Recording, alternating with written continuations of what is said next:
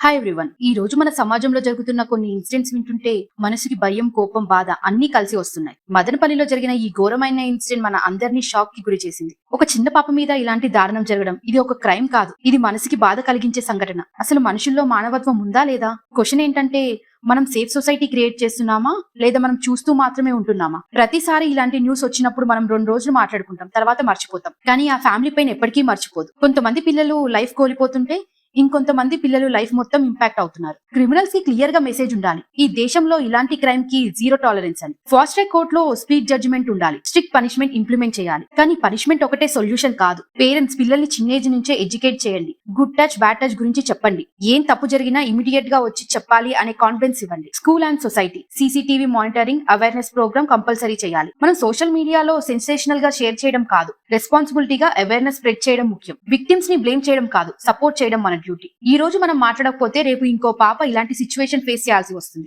Enough is enough. మన silence కూడా ఒక క్రైమ్ లాగే ఉంటుంది. జస్టిస్ కోసం వాయిస్ రేస్ చేద్దాం, సేఫ్టీ కోసం యాక్షన్ తీసుకుందాం. జై హింద్.